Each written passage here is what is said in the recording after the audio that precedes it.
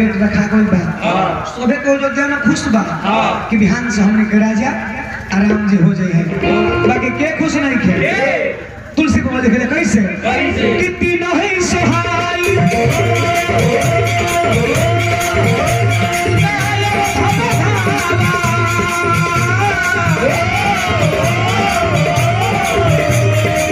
जो नहीं चाह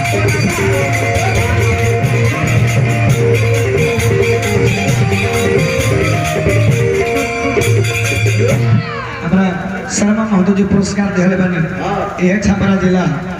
एजा कथा प्रसंग पर पूर्व में रुपया मिलेला एजा गरियावला से आई ड्रामा क्लास रुपया ना मिलेला ड्रामा का बच्चा को लोग हंसती तो बुझे कि हमर बनाई जमता बुरबा कोई का है ई मत बुझे कि हमरा बनाई जमला पर लोग हंसता लोग ऐसे हंसता बुझे तो बेटा पैसा सा बुरबा के अरे बुरबा कोई को लोग हंसता ना बाबा दिन ही सुहाई नामत बधावा चोर ही चांद रात ने भावा जैसे यदि चोर कमजोर ना सहेलन और कहीं देवता लोग के ये अयोध्या के बधाई सुहाग नहीं के क्या कहे लोग वो लोग शक्ति माता के दरबार में निष्ठा ना अजाक गुहार कर लोग है मरी बिनई हमारे बिलो की बड़ी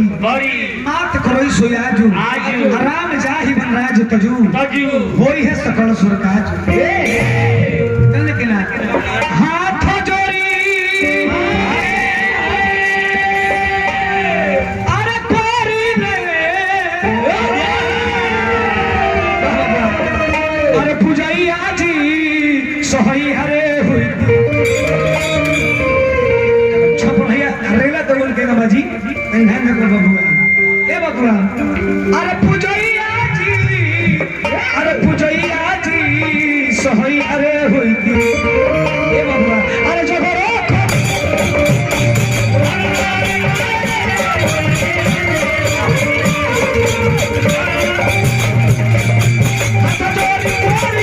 पूजैया जी सोहई अरे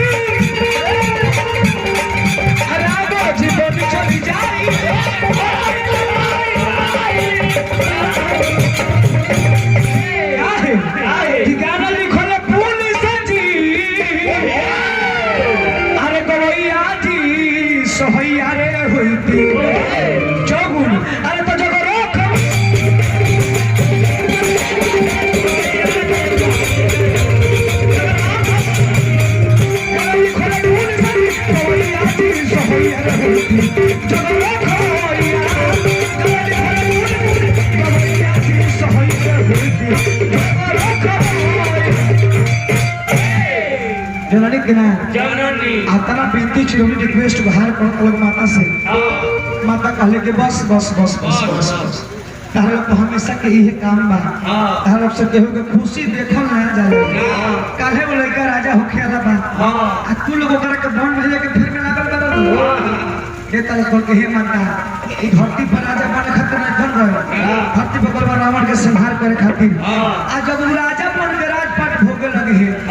त रावण के संहार होई ना है देवता लोग के बात मान के कहले के जाए तो ओसन बात बा तो ठीक बा आ गइली कहां बा अयोध्या राज में जो के कोई के नहीं हरस लौरी मिलल है जाके कर देविए पर विराजमान हो गई के कोई पूरा अपन तैयारी में घुमत तारी पहले मंत्र कहता कि रानी देखो तन के बारा चहल पहल कोइले बारो तारा बात कोनो बुझाला ना के कोई कहले कि रे पगली ये से बड़का खुशी के बात कहा बा कि कहे बबुआ राम के राजा भी सब भूखे लबा तो ओ खुशी ना रहे तो खुशी रहे वही जन मंत्र करे के जोरे पगली बात ही जन बा राजा तोरा से दागाबाजी कोइले बारे हां लगल कैसे अरे की दागाबाज रोनिया हो अरे दागाबाज रे रोनिया तो कभी भिखाई भाव के बात बाजे बोलू अरे त राजा अरे होई गइल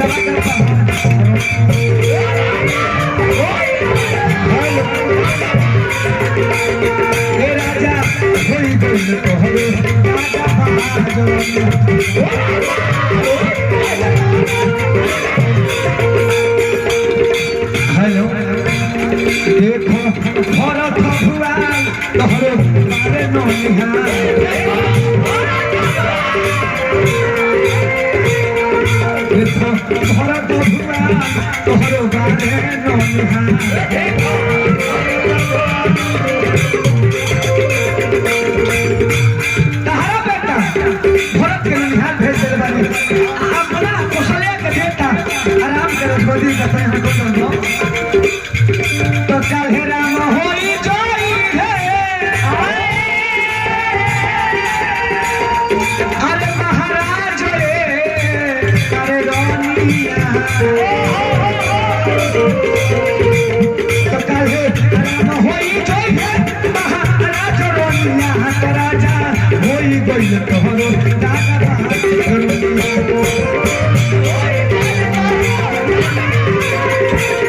राजा होई गइल तोहरो दादा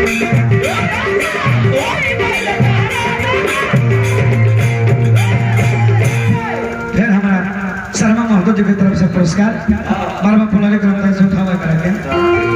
ए बबुआ रानी कहले मंथरा कहले रानी से कि रानी ये रानी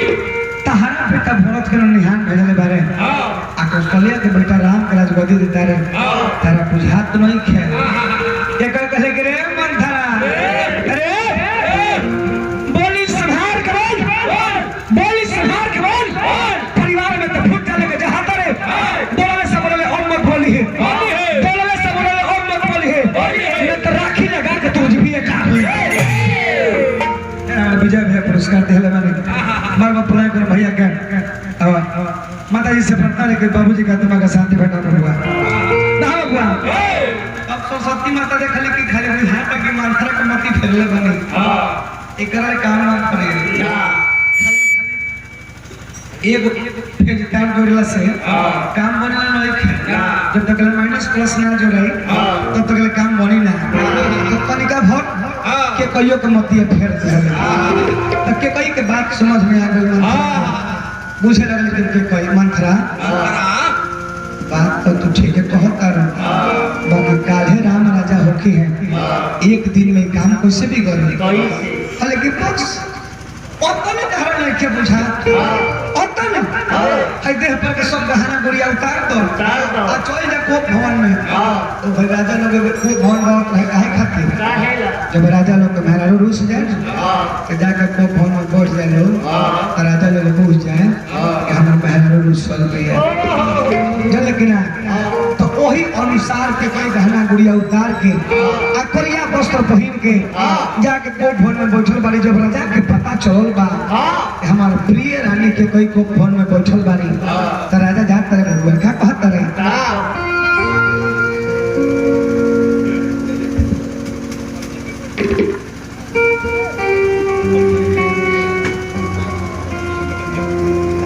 रानी रानी रानी काहे मन में के बैठल बारू रानी का बात बा बोलो देखिए रउआ के हम विश्वास कर ले रही बाकी रउआ धोखाबाजी निकल गए बनी रउआ हमरा साथ धोखा कइले बा ई रानी तो कैसे कह देलु हम तारा साथे धोखा कइले बानी आखिर तारा भइल का बा काहे को फोन में आके बैठल बारू तले हमरा के उतने बात बता दले ना रउआ पर अब हमर विश्वास नहीं के हम ऐसे रउआ के ना बताएं हम रउआ के बता सकेनी एक शर्त पर पहले रउआ बताई जौन हम बोलम त रउआ करम ई हो कोन पूछे ला बारे बरानी जो तू कहबो तोर हम कर के दिखा दे रानी ना हम ऐसे ना बनम पहले रउआ राम की क्रिया खाई तब हम बताएं राम के क्रिया रानी तारा हमरा पर विश्वास नहीं के हमरा खानदान पर विश्वास नहीं के हमरा खानदान के नीति हत्ती रघुकुल रीत सदा चली आई प्राण जाई पर वचन न जाई बोलो केकरा करे तो भिखारी बना दी केकरा के भिखारी से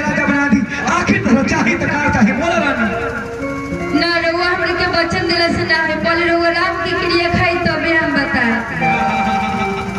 पहले राम के क्रिया खा रानी ठीक बा हम राम के क्रिया खा के कहतनी कि जौन तुम मांगू तौन तहरा के दे बताई रउआ कितना धोखाबाज बानी। रउआ हमार लइके भरत के रउआ ममहार भेज देले बानी और अपन लइके राम के रउआ राजा बनावतनी। रउआ हमरा साथ बहुत बड़ा धोखा करत। अरे रानी भरत तोहरे बेटा बारे राम तोहरे बेटा बारे ये में का अंतर बनानी तू मांगो जन मांगे के चाहता ठीक बात रउआ सुनी हम का मांगतनी। सुना हो प्राण प्रिय भावत जी का देहु एक बार भरत ही टीका। सुना हो प्राण प्रिय भावक जी का देहु एक बार भरत ही टीका। पहिलका प्रधान में भरत के राजगद्दी मंगली राजा दशरथ जी कहले कि राम राजा हो खस चाहे भरत राजा हो खस हमारा कोनो के राज में घेरानी जा तारा भरत के राजगद्दी दे देनी बोलो दूसर का भूल में काम न करो। ठीक बा सुनी दूसर बार मांगो कर जोड़ी पूरा हो ना मनोरथ मोरी। आपस भेष विशेष उदासी 14 बरस राम जाई है वनवास।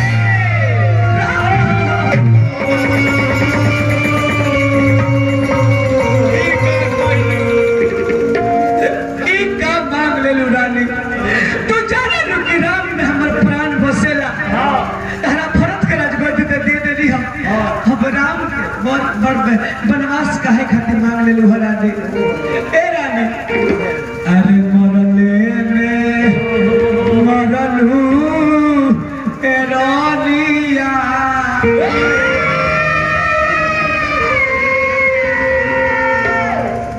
ऐसा नहीं बहुत ये इनका चले से चौपाई बुला के दूसरा को करने तो नहीं बहुत बने